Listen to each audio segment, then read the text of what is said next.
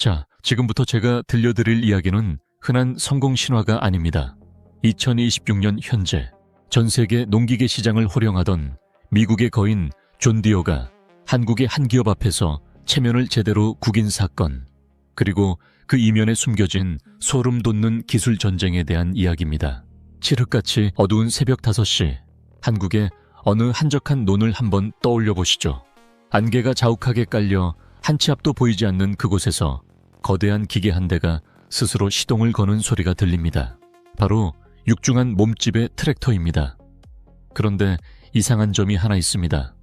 트랙터의 운전석이 텅 비어 있다는 거죠.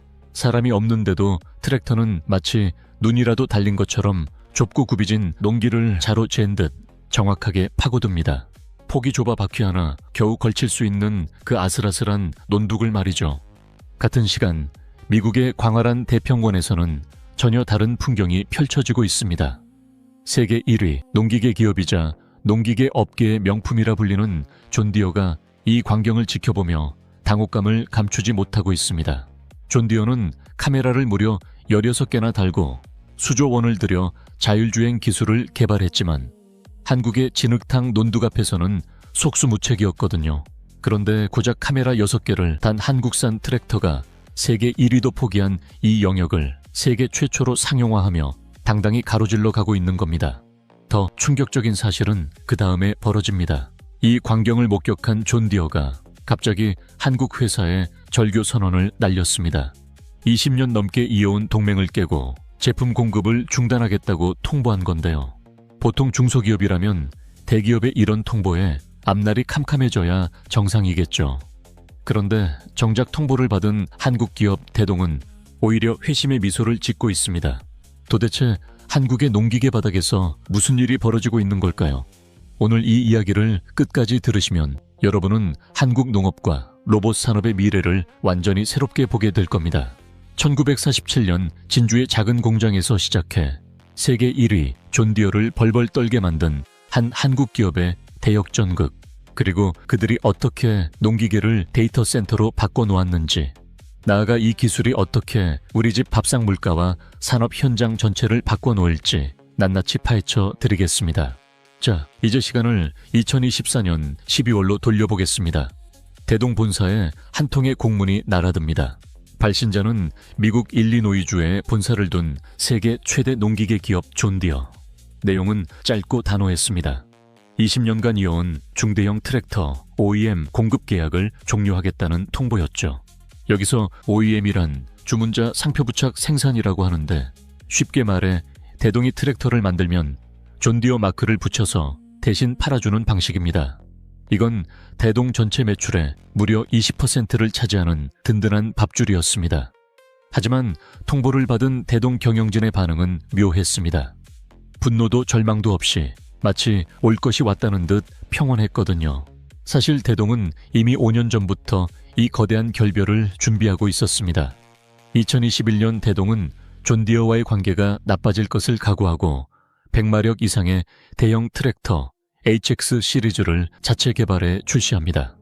내부에서는 우려가 컸지만 경영진의 판단은 확고했습니다.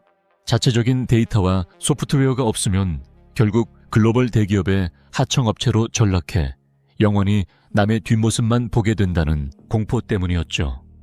결과는 대성공이었습니다. 존 디어에 의존하는 매출은 절반으로 줄었지만 수익성이 훨씬 높은 자체 모델 판매는 폭발적으로 늘었습니다. 마치 월세방 살던 사람이 악착같이 돈을 모아 자기 집을 번듯하게 지어 올린 것과 같은 상황이 된 겁니다. 결정타는 북미 시장에서 터졌습니다. 2024년 10월 북미 장비딜러 협회가 발표한 만족도 조사에서 세계 1위 존 디어를 제치고 한국의 대동이 당당히 1위를 차지한 겁니다. 자기 안방인 미국 시장에서 이름도 생소한 한국 회사한테 챔피언 벨트를 뺏겨버린 존 디어 입장에서는 어땠을까요? 대동이 더 이상 귀여운 하청업체가 아니라 자신의 목줄을 겨누는 위협적인 경쟁자로 보였을 겁니다. 결국 공급 중단 통보는 존 디어의 자존심 섞인 견제이자 대동의 홀로 서기가 성공했다는 훈장이나 다름없었던 거죠. 그렇다면 대체 카메라 6개짜리 한국 트랙터가 어떻게 카메라 16개짜리 미국 트랙터를 기술적으로 이겼을까요? 여기에는 한국 논밭만이 가진 흉악하고 복잡한 지형의 비밀이 숨겨져 있습니다. 미국 아이오와주의 옥수수밭을 상상해보세요. 지평선 끝이 안 보이는 평평한 땅입니다. 여기서는 GPS 신호 하나만 있으면 트랙터가 알아서 직선으로 쭉 가면 됩니다. 존 디어의 기술은 이런 환경에 최적화되어 있죠. 하지만 한국 논은 어떤가요? 250평 단위로 잘게 쪼개져 있고 논둑은 삐뚤삐뚤합니다. 비가 오면 진흙탕이 되고 안개가 끼면 한 치 앞도 안 보이죠. 여기에 존 디어의 자율주행 트랙터를 가져다 놓으면 논둑을 못 알아보고 옆집 논으로 넘어가거나 아예 전복되기 일쑤입니다. 고속도로만 달리던 최고급 자율주행차를 복잡한 재래시장 골목에 던져놓은 꼴이죠. 대동은 여기서 비전 AI라는 승부수를 던졌습니다. 비전 AI는 시각지능이라고도 하는데 GPS에만 의존하지 말고 사람의 눈처럼 직접 보고 판단하게 하자는 거였습니다. 4년 동안 한국의 논과 밭을 돌며 무려 510만 장의 사진 데이터를 학습시켰습니다. 진흙 묻은 논둑, 안개 낀 새벽, 깜깜한 밤중까지 모든 환경을 머릿속에 새긴 거죠. 이 트랙터는 한마디로 한국 땅에서 잔뼈가 굵은 베테랑 운전사입니다. 미국 회사가 이걸 따라잡으려면 똑같이 4년의 시간과 510만 장의 한국 논 데이터가 필요합니다. 하지만 미국 농민들이 그런 데이터를 만들어 줄 리가 없죠. 이게 바로 누구도 넘볼 수 없는 데이터 해자가 된 겁니다. 존 디어는 이 기술을 안 한 게 아니라 못한 겁니다. 미국 농지는 너무 평평해서 이런 고난도 기술이 필요 없었거든요. 대신 그들은 카메라를 16개나 달아 광활한 평야에서 더 빨리 달리는 데만 집중했습니다. 그런데 반전은 세계 농경지의 절반이 미국처럼 평평하지 않다는 겁니다. 아시아, 동남아, 유럽의 많은 농지가 한국처럼 작고 복잡합니다. 존 디어가 무시했던 그 시장의 절반을 이제 대동이 통째로 삼킬 수 있는 판이 깔린 겁니다. 글로벌 자율주행 트랙터 시장은 2032년까지 무려 4배 이상 커질 전망인데 이 거대한 신대륙에서 한국이 주도권을 쥔 셈이죠. 여기서 더 무서운 점은 대동의 트랙터가 일하면서 점점 똑똑해진다는 사실입니다. 전국에 깔린 트랙터들이 매일 수집한 데이터가 밤마다 중앙 서버로 모입니다. 서버는 이 데이터를 학습해서 더 정교해진 소프트웨어를 다음날 아침 모든 트랙터에 자동으로 업데이트합니다. 자고 일어나면 내 트랙터가 어제보다 더 똑똑해져 있는 겁니다. 트랙터 100대가 현장에 깔리면 학습 속도는 1000배까지 빨라집니다. 테슬라가 도로 위의 차들로 자율주행을 완성했듯 대동은 논밭의 트랙터로 농기계 업계의 테슬라가 되어가고 있습니다. 그럼 이 기술이 농사에서만 쓰이고 끝날까요? 어림도 없죠. 이제 진짜 본 게임은 농장을 넘어 우리 사회 곳곳의 산업 현장으로 퍼지고 있습니다. 농업이라는 가장 거칠고 변덕스러운 환경을 정복한 기술은 그 어떤 험난한 현장에도 적용 가능하거든요. 이걸 가장 먼저 알아챈 게 바로 포스코입니다.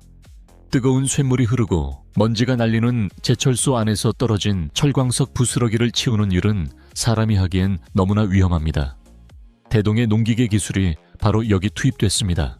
진흙탕에서도 끄떡없는 튼튼한 하체와 장애물을 피하는 비전 AI가 제철소의 험한 환경을 완벽하게 소화해낸 겁니다. 카카오 모빌리티도 여기에 거액의 돈을 걸었습니다. 대동이 가진 길이 아닌 거친 땅에서도 스스로 길을 찾는 자율주행 기술이 도심의 배달 로봇이나 전기 이륜체 그대로 쓰일 수 있기 때문이죠. 심지어 병원에서도 대동의 로봇이 돌아다닙니다. 무거운 물류를 나르고 거동이 불편한 환자를 태운 스마트 체어가 복도를 누빕니다. 현대차와 기아의 자동차 공장에서도 1톤의 짐을 싣고 알아서 움직이는 대동의 로봇에 끊임없이 러브콜을 보내고 있습니다. 농촌의 풍경도 이제는 드라마틱하게 바뀌고 있습니다. 사과 과수원에서 주인 뒤를 졸졸 따라다니며 사과 상자를 나르는 추종 로봇, 말 한마디로 작동하는 자율주행 기계들이 속속 등장했습니다. 기계 조작이 서툰 어르신들도 얘야 저기 가서 풀 좀 베고 오렴 하면 로봇이 알아서 일을 끝냅니다. 초보 농부도 30년 베테랑 농사꾼처럼 일정한 품질로 농사를 지을 수 있게 된 거죠. 이게 무슨 뜻일까요? 농기계 회사가 더 이상 단순한 농기계 제조 회사가 아니라는 겁니다. 농업이라는 가장 어려운 시험장에서 합격한 우등생이 이제 모든 분야의 시험을 다 볼 수 있게 된 겁니다. 산업용 로봇, 도심 모빌리티, 의료 서비스, 각각이 수십조 원짜리 시장입니다. 하지만 왜 하필 그 까다롭고 보수적인 미국 농민들이 한국 회사 트랙터를 1위로 뽑아줬을까요? 단순히 기술이 좋아서일까요?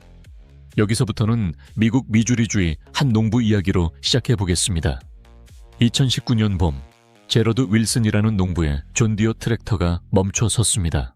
단순한 센서 고장이었지만 그는 고칠 수 없었습니다. 존 디어가 수리 소프트웨어를 잠가버렸거든요.